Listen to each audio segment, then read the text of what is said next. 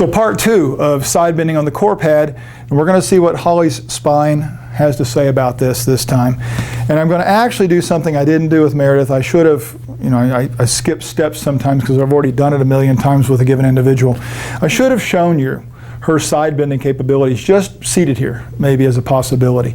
I'm unlikely to do it in standing because standing they start to do other things that distracts you from how much the spine is really bending. But I'm going to have Holly come around here so that you can see what I would like to be looking at. And it is simply that if she's sitting here and she kind of slowly rocks to the side, taking this part to her left, this top part to her right, we try to imagine how much side bending is going on here. And I will never introduce, stay right there for me. I'm trying to get your shirt where they can see, it's tough.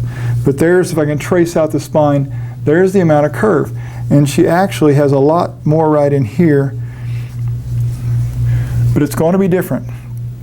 Shoulder width, midriff width, hip width, and amount of curvature and overall length, all of those things are going to affect this.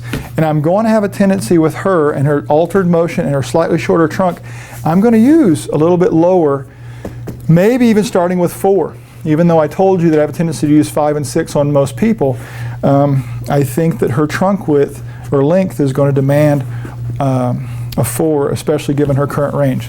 So if you want to, 1, 2, 3, 4. Now, where would be the safer place to start? Theoretically, you could go down to 3 and check that out, but the one problem with side bending is that if she was laying flat, then, the whole purpose for this thing, if she was laying flat on the table, she's already side bent the direction we're trying to get her to go. So putting 1 or 2 on here might not even get her up to the neutral in the frontal plane.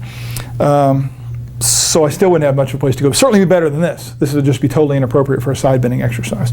So we're going to give 4 a shot here. We're going to have her lay on this thing with her bottom still on the table. Now, bottom leg's bent, top leg's straight. Do your neck thing if you need to. So she's here and she's here. Now look, are we side bent? Because if I get her too far that way, her spine may actually be flat a little bit and the curvature might not, it may actually be pre-side bending her also. So I don't want to do that. I don't want to have her too far that direction. In fact, if we want to show, maybe we can show that, Holly. If I scoot it this way, now we're back to that, if she just sinks down here, she's already side bent. She's already twisted to her left here. She's got nowhere to go. So you got to really take your time, and you might not get it, scoot up on there just a little bit more. You might not get it positioned right on the first rep. You've got to constantly go, did I do this right? Is this where we want to be? Don't ever assume that you've got it. Always go, what am I missing? Always ask, what am I missing? So here she is side bent. We're going to roll towards me because as I look from the top, I see it looks like she's rolled backwards a little bit. And we're going to see if we can do it from here. If she continues to roll her pelvis backwards, I'm going to start wondering, what is it about that position that her brain says is better for side bending? And by me going, oh, here's the perfect place to do it, am I forcing something that her brain doesn't like? Guys, her brain's way more aware of what's going on inside her than I could ever be. So I need to default to some of those things sometimes, or at least recognize that the tendency they have, and back off of the load, back off of the challenge if I want to pursue something their body's currently not interested in. And sometimes by backing off of the challenge, they're more able to attain that thing, and then that's what I have to do to challenge in that position. So anyway, are you pretty good here? Feels like it? So let's see what happens. If you focus totally between here and here, try to tighten as best you can and pull those together like you're going to smash my hand. Very nice. Now, what did I not do? I should have offered her this. Did you see her legs start to come up a little bit? Even if it doesn't come off the table, the simple fact that it's trying tells me that from a physics point of view, this is not good leverage for her. She needs to be anchored. And right there, she gets more motion and she gets a shorter contraction and a more powerful contraction. Yes? That's what we want. That's the point of strengthening exercises. You're not trying to juggle things. You're not trying to see which end lifts. You're not trying to use magic to hold this down. People will tell you, oh, if you hold it down, it's cheating. You got to learn stability. Guys, basic rule of this thing is the light end moves.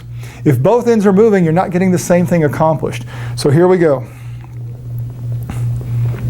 Perfect. So much so that I'm going to have a tendency to take you that way just a little bit. Does that sound fair to you? Now, That's about as far as I'm going to go. The apex of her spine is right over the apex of the pad. That's pretty darn good. Now let's see if it feels good. That looks great. Now, just for review, I'm going to ask her, are you trying to lift or are you trying to squeeze? Are you trying to move or are you trying to contract? Let the contraction create the motion. Focus here. I don't care how high. You shouldn't care. Nice. Nice. So there's a little bit of a difference, and not only in height, but also in positioning from what we saw with Meredith. And investigate, investigate, investigate. Don't assume. And then it'll work out great for your client.